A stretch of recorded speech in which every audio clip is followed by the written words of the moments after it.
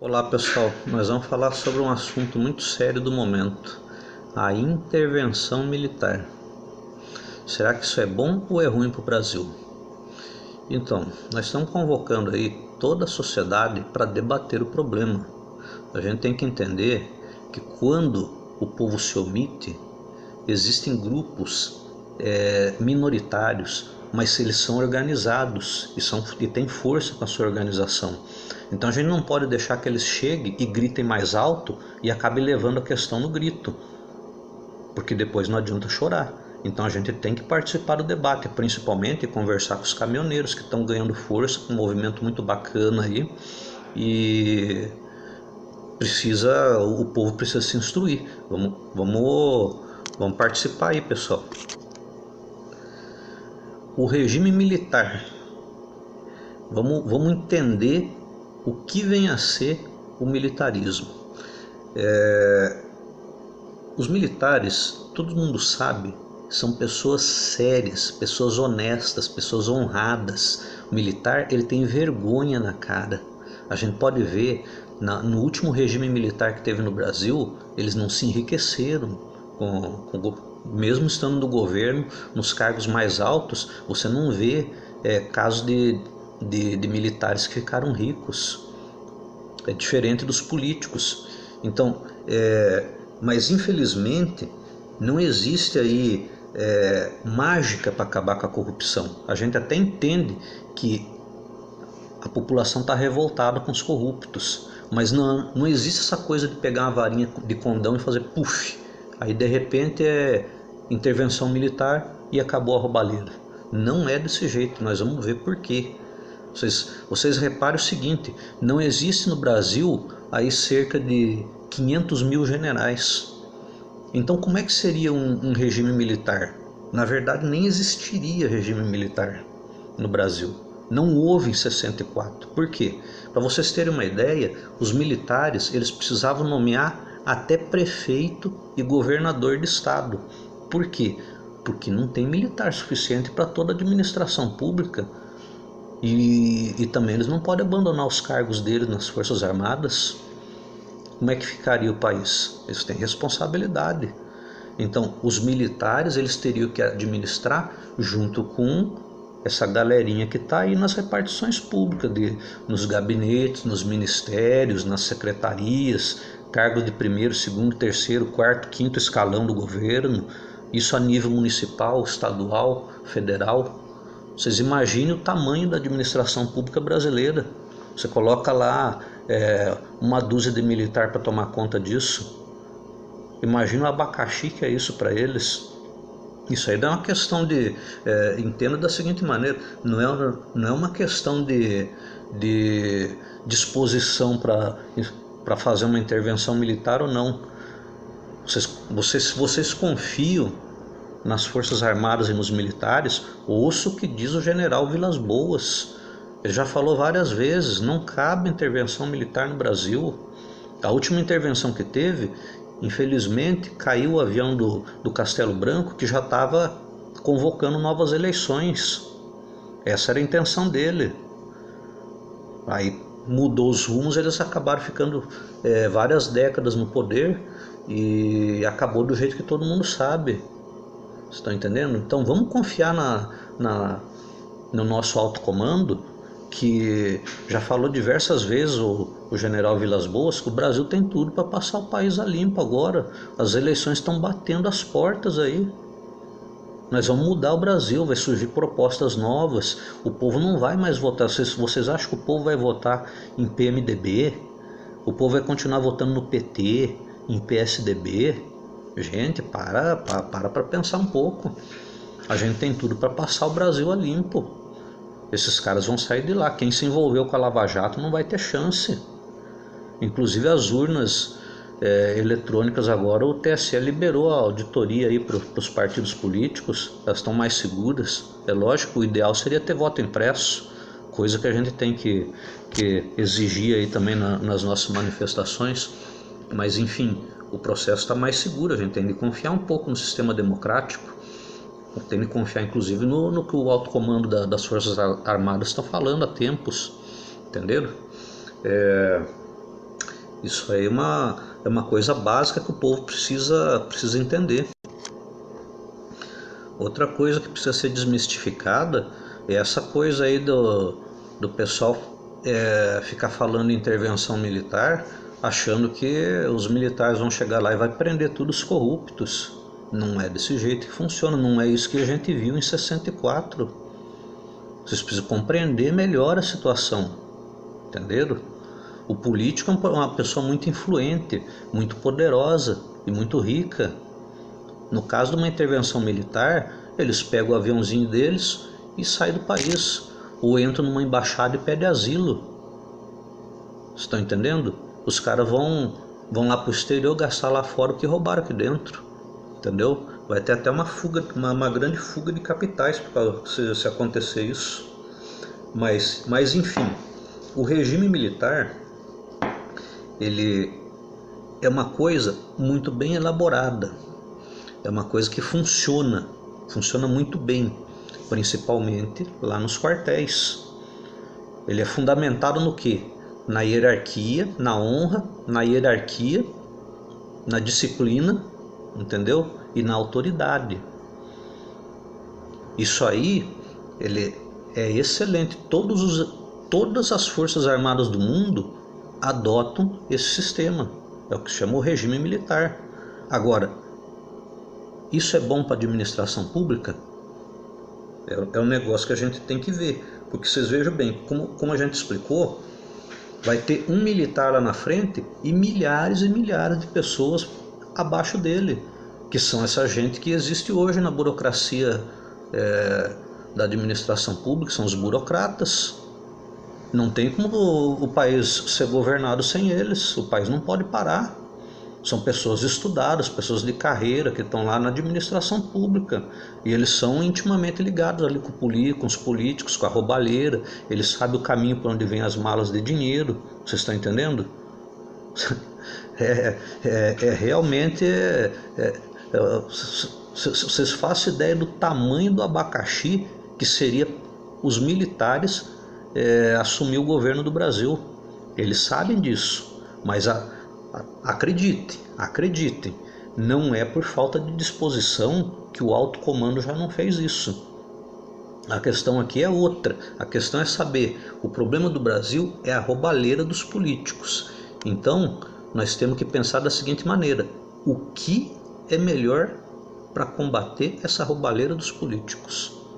Seria uma intervenção militar ou seria ir para as eleições de 2018 e adotar novas propostas que estão surgindo aí no horizonte para mudar o sistema político brasileiro? Entendeu? Vamos parar para pensar, vamos confiar no que o alto comando das Forças Armadas está falando, pessoal. Basicamente, por que essa coisa de regime militar não deu muito certo na política? Foi as dificuldades que a gente percebeu aí durante o último regime militar. Essa galerinha da administração pública altamente corrompida, não estamos dizendo que é todo mundo, mas é inegável que existe uma corrupção endêmica no Brasil. Então, essa galerinha, ela acaba se escondendo atrás da autoridade do general que está lá na frente, entendeu? E o regime militar não admite crítica. Vocês imaginem um soldado e criticar o general lá no quartel. O cara vai preso, né? Entenderam?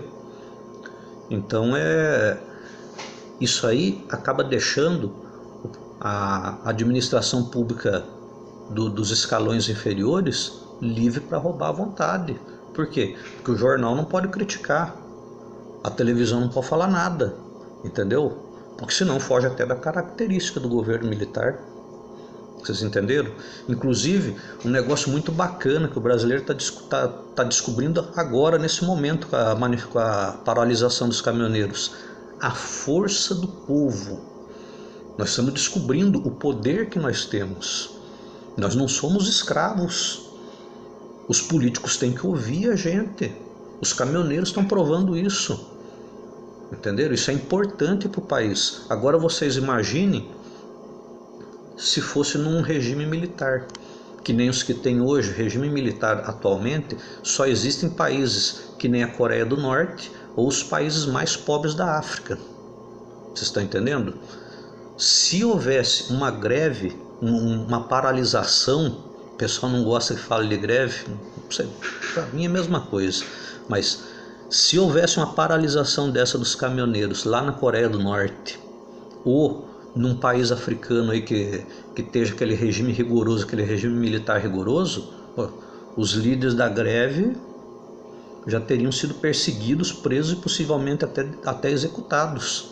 E se não achasse os líderes, pegando os caminhoneiros aleatoriamente, confiscava os caminhões deles e pronto, jogava o cara lá em alto mar lá para não encher o saco.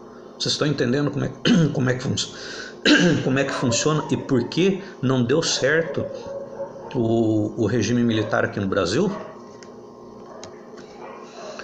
Esses burocratas aí que ficavam na administração pública, vocês entendem, essa gente aí é importante. Esses são os sabichões, são os entendidos, é aquela galera que tem os PhDs, os doutorados, as pós-graduações, que ninguém, assim, entre aspas, pode com eles. Os militares tiveram que governar com eles e eles chegaram com a solução lá para os militares. Tinha petrodólares baratos aí no exterior para tomar empréstimo e resolveram, vamos endividar o Brasil. Então, no começo, quando estava entrando o dinheiro, o governo militar foi muito bem. Quem diz que vivia muito bem na época do período militar, não está mentindo. Eles não estão mentindo, porque tinha segurança, tinha prosperidade, tinha emprego, as pessoas viviam bem, entendeu? Todo mundo estava satisfeito, mas o Brasil estava se endividando. Então tem que ser honesto também, tem que falar como que acabou o regime militar. Eles largaram o Brasil, nós tínhamos uma dívida externa impagável, tinha indicadores sociais de país africano, as crianças morriam aos montes de fome e diarreia, porque não tinha dinheiro para dar comida, para socorrê-las, não tinha médico. Vocês entenderam? O desemprego era pior que hoje e o Brasil tinha mais de 1000% de inflação por causa dessas dificuldades. Aí eu pergunto para vocês, mas quem foi que fez essa roubalheira no governo? Foi os militares? É lógico que não, a história mostra aí que eles são pessoas honradas. Os militares não se enriqueceram com esse governo, com o regime militar. Foi os burocratas, os mesmos burocratas que eles teriam de contar com eles hoje. Vocês entenderam? Essa gente desviou 1/3 do PIB para paraíso fiscal no exterior. Esse é o problema. Foi assim que acabou o último regime militar. Quando Sarney foi literalmente pedir esmola lá no Japão para que os japoneses investissem no Brasil, os japoneses falaram: se nem os brasileiros investem no Brasil, por que o japonês tem que investir? E aí eles denunciaram: tem cerca de 100 bilhão de dólares depositado nos paraísos fiscais na conta de brasileiro. Como o PIB da época era cerca de 300 bilhão, significa que os burocratas da administração pública desviaram 1/3 do PIB para o exterior, colocaram no bolso e mandaram para fora. Vocês entenderam? Então é muito sério, gente. Não existe mágica. A corrupção é uma coisa endêmica, é uma coisa profundamente enraizada na cultura brasileira, na política, na administração pública. Não é com passe de mágica que a gente vai vencer a corrupção. Isso vai ser um processo longo, um processo duradouro. Entenderam? Aí agora acho que todo mundo deve estar se perguntando, mas então como é que combate a corrupção?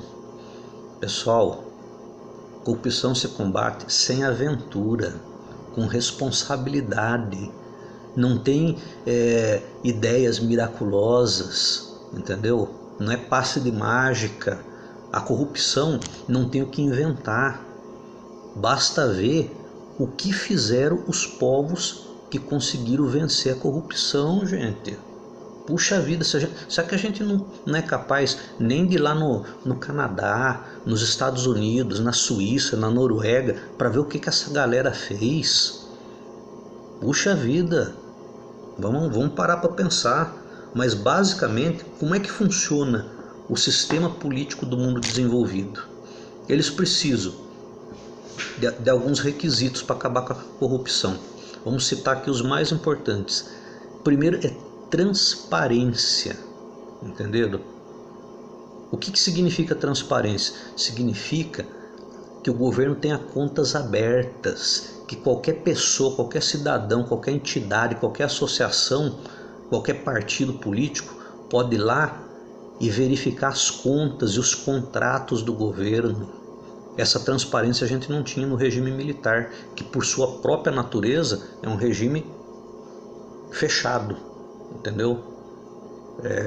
Esse foi um grande problema. O outro requisito é a liberdade completa de expressão, liberdade de imprensa. A imprensa tem que ser livre, os jornais, as revistas, as TVs, elas têm que ter liberdade para criticar, para apontar o erro, entendeu? Para escrachar o político. Isso aí não tinha no regime militar e acabou criando sérios problemas. Agora, para terminar isso aí, o que precisa? O que eles fazem no mundo desenvolvido? O povo tem direito de tirar o político do cargo.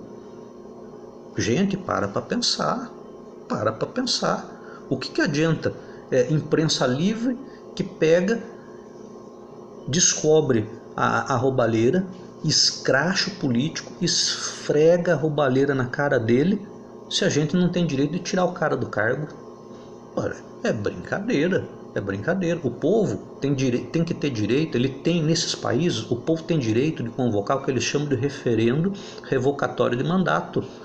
O povo faz um abaixo-assinado e convoca o referendo revocatório. Isso aí a gente precisa trazer para o Brasil.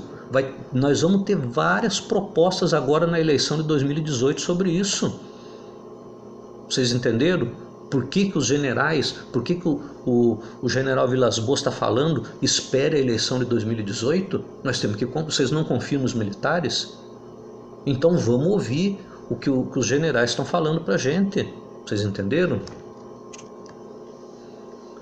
A gente pode citar outras coisas também para combate à corrupção, como o fim completo do fórum privilegiado em todas as circunstâncias para todas as autoridades. A gente pode citar também que a corrupção seja um crime hediondo e imprescritível, porque, você pega o político roubando, manda ele para a justiça, o cara vai responder o processo em liberdade, vai levar anos e anos, às vezes décadas para resolver o processo dele. Tem muitos processos contra políticos que prescrevem, entendeu?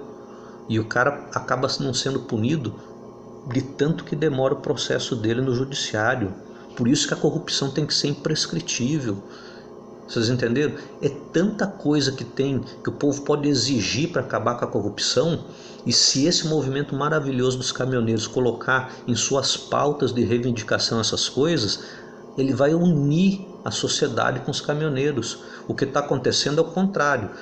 Na medida em que começa a pedir intervenção militar, esse movimento dos caminhoneiros afasta as pessoas. Então é preciso questionar, embora não tenha liderança nessa greve, que foi uma greve assim meio espontânea, é preciso questionar os caminhoneiros sobre o seguinte: os irmãos das estradas aí, eles pararam para baixar o diesel, entendeu? Para baixar o preço do diesel, e todo mundo parou. E é perfeitamente lícito agregar outras causas ao movimento, como fim do foro privilegiado, corrupção ser crime hediondo, ser crime imprescritível, direito de caçar o político, entendeu? Essas coisas podem ser agregadas. Agora, é preciso perguntar se os caminhoneiros teriam aderido à greve, entendeu? Se estariam lá parados durante vários dias, longe da família, passando muitas vezes frio, fome, passando dificuldades imensas aí na estrada, é preciso perguntar se eles parariam e estariam sujeitos a isso se a greve fosse para convocar uma intervenção militar, entendeu?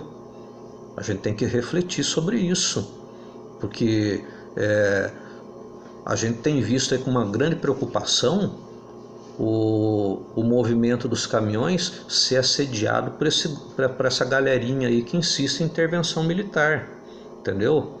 Eu acho que isso é uma coisa muito grave para a sociedade. A gente não pode deixar que os caras vão lá e queiram ganhar no grito. Não vou falar mais alto e vou ganhar, vou conquistar a intervenção militar.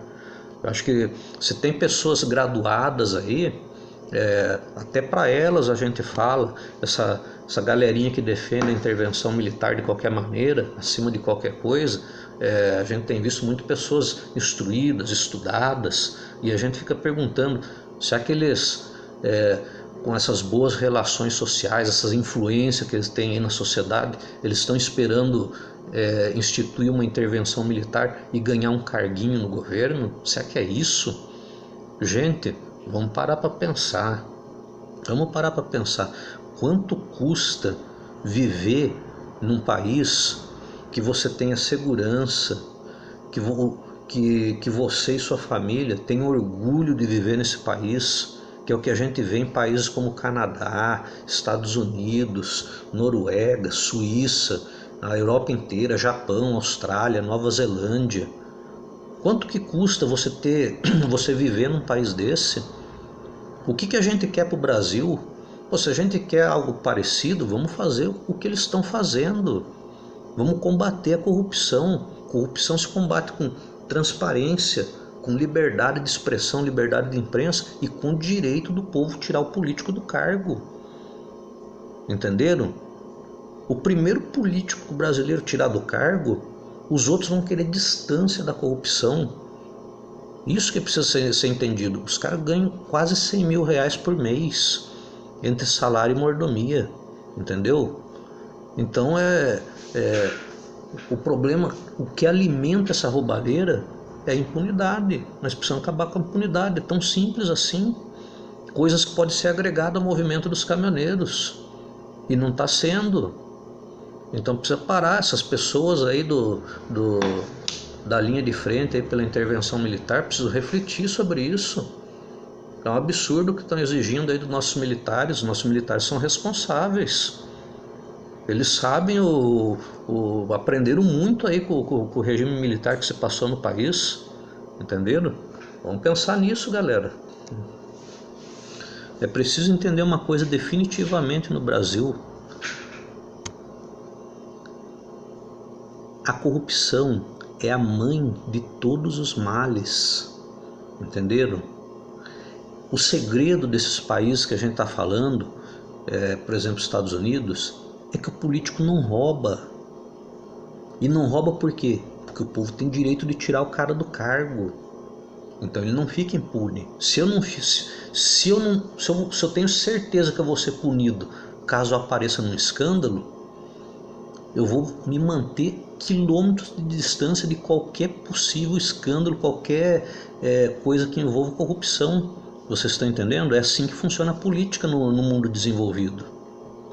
Aí o que acontece? O governo vai arrecadando dinheiro e sobra dinheiro nos cofres públicos. Aí o governo, ele pode fazer o quê? Ele pode contratar funcionários públicos para atender bem a população. No mundo desenvolvido, tem mais policial na rua, tem mais professor, médico, tem mais fiscal, tem mais atendente público nas repartições públicas. É isso que a gente precisa entender. Se não houvesse tanta roubalheira no Brasil, o governo ele teria dinheiro para contratar todas as pessoas que estão desempregadas. E essas pessoas estariam consumindo no comércio e movimentando a indústria e os transportes. O que eles roubam dos cofres públicos, eles precisam mandar para o exterior, porque não tem como declarar no imposto de renda. Esse é o problema do Brasil, vocês estão entendendo? Nós temos que acabar com a corrupção. Se a gente acabar com a corrupção, vocês entendam uma coisa. A corrupção, ela desvia muito mais do que o brasileiro pode imaginar. Governos que nem os dos Estados Unidos, eles não apenas contratam mais funcionários públicos que no Brasil, como também pagam uma verdadeira fortuna para eles. E isso movimenta o comércio, movimenta a economia, a indústria, os transportes. Mas é de uma forma assustadora. Para vocês terem uma ideia, o salário médio pago nos Estados Unidos é 17 mil reais. E eles alugam uma casa de 2 quartos muito boa, maravilhosa, por 2 mil reais. Mais barato que uma casa de 2 quartos aqui na capital de São Paulo. A alimentação deles é mais ou menos o mesmo preço daqui. Automóvel, eletrodoméstico, tudo que é produto industrializado é mais barato que aqui. Vocês têm noção do que sobra no bolso do americano, do europeu, para eles gastarem no comércio e movimentar a economia? Tudo por quê? Porque os políticos não roubam e sobra dinheiro para o governo contratar mais gente e pagar excelentes salários. Ou seja, quem puxa a renda do trabalhador para cima é o próprio governo, porque não rouba, não deixa roubarem e sobra dinheiro para isso. Vocês entenderam? Isso tem que ser trazido para o Brasil, e não é com intervenção militar que a gente vai vencer a corrupção, entendeu? A corrupção se vence, voltando a falar, transparência, liberdade de expressão e direito de caçar os políticos. A liberdade de expressão que vocês estão tendo agora de se manifestar contra o governo e fazer suas exigências é fundamental. Isso aí a gente não tinha durante o regime militar, entendeu? Então vamos ser responsáveis, vamos pensar bem no que a gente está falando aí, galera. Valeu aí.